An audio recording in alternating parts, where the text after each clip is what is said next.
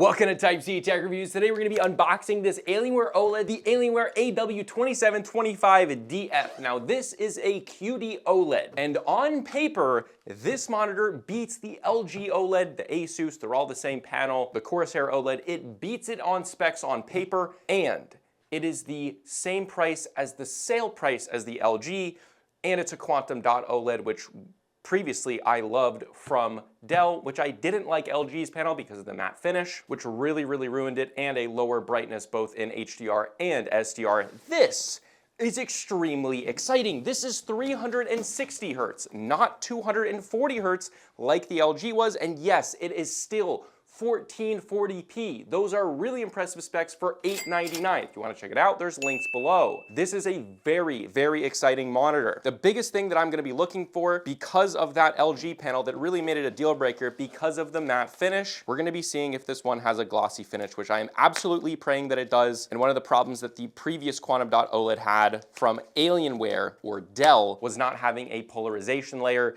I'm sure they've probably fixed that on this, so this is very exciting. This could be one of the best gaming OLEDs to buy, and honestly, for under $1,000, that's really impressive. All right, the stand looks like it's classic Alienware. It is. It has that awesome apple space gray color. It's a little bit metallic. It's very pretty and premium looking. This is the stand that we've seen from them before. You have Alienware on the side. You have some like numbers there. It's very attractive, very premium looking. Let's get to the base of the stand, which is also nice and heavy. Metal internally with then plastic, a bunch of rubber, and then again, that space gray metallic color here to put these together.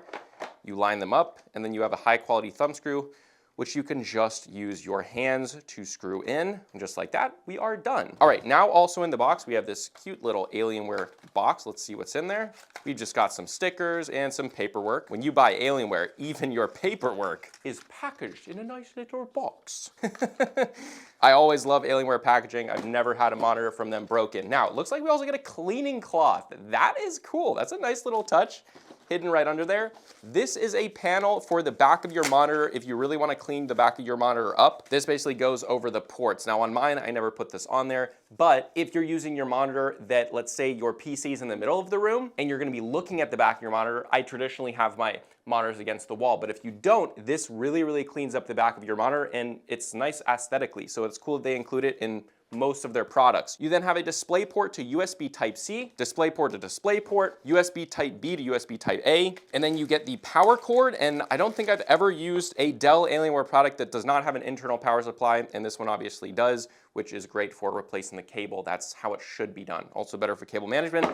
But guys, with that, let's get to the panel. This is the exciting part. We're gonna see if it's a matte or glossy finish. Please be glossy. They make it easy to get to the back of this, all blacked out in that space gray color, placing it down and taking it out of the box. Please, Alienware, make me happy. Make it a glossy screen. Be good to me. I haven't seen any videos on this. I don't know if I'm the first person who have done this. I haven't really researched this a ton besides the specs. The panel looks awesome. It's super thin. I'll show you that in a second though. Moment of truth. Oh baby, yes. If everything lines up, this could be the best OLED gaming monitor, and it baffles me that LG messed theirs up so badly. This one, I can already tell you, because it's glossy, that's a huge win already. It shouldn't have to be, but it is. Let's check this out. First of all, the side of this thing looks awesome because it is an OLED. You have this really thin bezel right here, and you can see, I don't know if this is active cooling or passive cooling, but we've got cooling grates all along the back of these, and these are functional. Look at that. They actually go through into the monitor. It looks like we even have some possibly cooling right here. There are actual cutouts that go into the back of the monitor there. From the rear, this is one of the coolest monitors I think I've ever seen. For ports, we have 2 display ports and HDMI. Over here, we've got a USB Type-B upstream right here, and then 2 USB Type-A downstreams. Then we got our power. We've also then got a USB Type-A under the chin here, and a USB Type-C. Flipping it up here, you can actually see that. These are really nice. Dell does these on a lot of their monitors so that you can easily get to some power, both USB Type-C and Type-A. And then we've got our joystick right in the middle, how it should be. Guys, I can't tell you how excited I am. OLEDs inherently have problems with them because of burn-in. We haven't been able to fix that, no matter what anyone tells you. But of all the OLEDs out there, this one is the one that I'm most excited for. I will say right away, it looks like it has the same technology that's in the other quantum dot OLED, which may mean that we still might have that polarization problem. I can tell you it kind of goes purplish when you move to the sides. I believe that that's what that is, meaning that one of the problems with this panel could be, right, full review coming in a few days, so subscribe below for all the tests that we're gonna do. This may mean that the blacks are not gonna be as deep as they could be in a brighter room, but in a darker room, that's when you're gonna get the true OLED stuff. So I'm pretty sure we're going to have that problem. For me, wasn't a deal breaker with the other quantum dot OLED, the ultra wide, especially for the price and everything that this looks like it's gonna give. This is going to be, I'm expecting this to be very impressive, but with that, let's get it on the desk, do some tests, initial gaming impressions, and a ghosting test. This is exciting, guys. This is very exciting. All right, guys, turning on the OLED, we have a dedicated power button right here with the little light up RGB. Right away, coming up, the brightness looks not amazing, but again, this is an OLED, and really what you're gonna see, the best brightness here, I'm assuming and expecting, is in HDR. So let's go right in here. We'll see if we can turn up the brightness. Go into our menu system. The joystick here feels a little bit different. Maybe that's just because I haven't used a Alienware product in a bit, but let's turn the brightness all the way up. It's at 75%, turning it all the way up. Okay, yeah, so it gets decently bright. Definitely brighter than the LG. Just I'm looking at that visually, so if I'm a little bit off, I'll correct myself in the review, but right away, this looks brighter than the LG in its base brightness. Really where we're gonna see this, I'm assuming,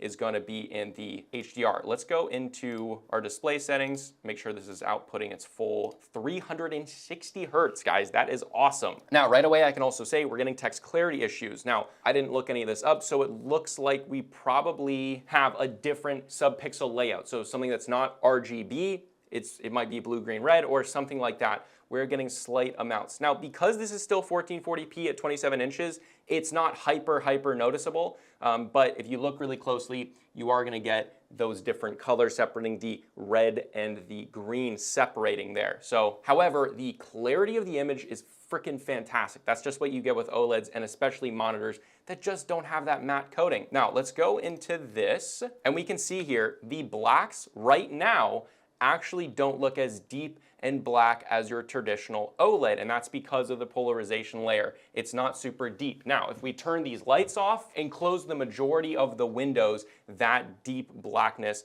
darkens substantially. So that's what you're gonna have to do with this monitor. Your visual contrast ratio is still gonna be far better than everything else, but again, there's a chance that I'm wrong about this, but I don't think that I am. I can clearly see that these are not quite as deep and dark and black as you would expect from an OLED. So I think that is what's going on in the polarization layer. It'd be very awkward if I was wrong, but I really don't think I am. Now, let's go through the rest of the menu system here. This is pretty standard stuff. We have different modes here for your color. They change very quickly, which is very nice. The MOBA is a very vibrant color, so the colors here look absolutely fantastic. You have alien vision, the brightness contrast here. We have different inputs. We have the RGB lighting that's on the back and on this little on and off button. Then we have our HDR settings right here. You can see HDR peak 1000, which is 1000 nits. We have display HDR true black. So that's really what you're gonna have it in, that HDR setting when you're gaming the majority of the time. That's what makes sense for this monitor. We have our picture-in-picture and picture-by-picture modes. And then we've got our language, some short key things, but I don't think there are any shortcut keys on this. So that's just a carryover from their other monitors. Then, this is cool. So we have the OLED panel maintenance. This is, you have pixel refresh and panel refresh. Now, if you come over to the edge of this monitor right here, you might be able to see there is probably a few centimeter gap right here on this side, and that's because the panel is actually moving itself around. And you can see on this side, we've only got a tiny little gap, and then on that other side, we have a much bigger gap, and that is basically to move the overall image over slightly. You never really notice it unless you stare at a blank screen, but that helps with like the OLED burn-in so that those maybe brighter pixels that have the chance of burn-in are constantly moving. So it's constantly keeping it from having burn-in. I also believe that Dell or Alienware offers a 3-year burn-in warranty, which is pretty awesome to have. But these systems definitely delay burn-in, but usually most of the time from what I've seen, burn-in is just going to happen on OLEDs. We don't have the technology at this point to make it not happen forever. If you own it for 10 years, it's gonna happen. This is something more like a BMW or Mercedes. They're disposable products. They're not reliable enough to keep long term. This isn't a Toyota. If you want a Toyota, get a mini LED lit IPS panel.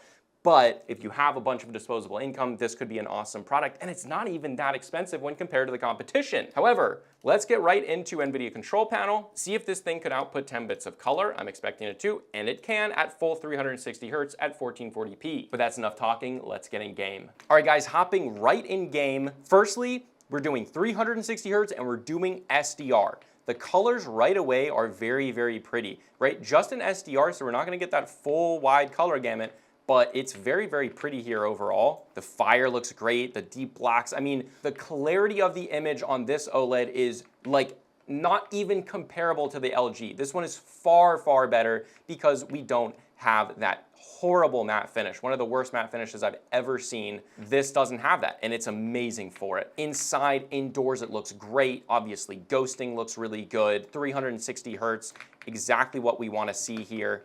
It's very fast. I mean, it's everything that you expect here. It's really, really good. Now, again, I'm in a darker room, not a pitch black room, but a darker room, and that's the better experience. Now, right away, I wanna see what this looks like in HDR. So we turned HDR on. I'm gonna go into the settings here, go to display, and then go down to HDR. We're gonna go down to HDR 1000. Now, I just enabled HDR for Battlefield, and we do get that dimming. So when you go to a bright section of the screen, the display looks like it dims quite a bit. In fact, overall, this actually does look a little bit dimmer than SDR. It might just be that mode, which is actually kind of interesting. Let's continue on with it, but let's take a notice of the colors here. So yeah, so when you get to a dimmer section like this, a darker section, it really brightens it up. Again, these OLEDs constantly fluctuate brightness, which is honestly not my favorite, a little bit of glitching out right there. But yeah, it's actually quite a bit dimmer than I was expecting. Let's go in and change that HDR setting. Now, one of the cool things here is you have a custom color HDR. The HDR setting made the game kind of mess up. But in here, we have custom color HDR, which means you can go in, you can set contrast, hue, saturation, which is really, really cool. So you can really modify this HDR experience exactly how you want, which is something that's actually not very common. We're just gonna go into game HDR, set it there, and see how this does. We're actually gonna take it out of game HDR because it looks like it adds some weirdness to like clarity. We're just gonna go into custom color and leave it there. All right, so yeah, in game, this is more the experience. We have the highlight. Oh my God, look at the highlights in the sun. That gets a lot brighter. I don't know what's going on with the HDR 1000, but it seems dimmer, and the highlights didn't look like they're getting anywhere close to 1000 nits. Maybe it's just the way that Battlefield was picking that signal up because we changed it mid-game. I don't know. That'll all be in the full review, but the colors here, the beautiful sand is so pretty now. I mean, the blues in the sky, the fire over there, everything is absolutely stunning. I mean, this is amazing. This might be one of my favorite monitors, and you guys know I'm really, really picky about OLEDs because they're expensive and they have burn-in, but this one's really good. I mean, 360 Hertz, 1440p, this is all you need in a monitor with an image that's this beautiful and really not much weirdness going on here. I mean, for brightness in a dark room, which you have to use this in, I have no complaints. It's definitely brighter than the LG, and this seems very, very similar overall to their Quantum Dot OLED that was the ultra-wide. This is a great experience, and I think we're gonna wrap it up there. All right, guys, now for the ghosting test. It's absolutely what you expect. It is absolutely crystal clear. You know, visually, the difference between a fast IPS panel and this is not quite as great as the numbers would tell you, but yeah, this is gonna be like the best that you can currently get. There's no ghosting. It's absolutely crystal clear. But yeah, again, if you wanna check this out, there are links below. I will be doing a full review. We're gonna do all the in-depth tests and living with this to see, are there any issues or is there any benefits that comes with using this every day as your main monitor? So subscribe below for that video coming in a few days, but this was Type-C Tech Reviews, and I'll see you guys in the next video.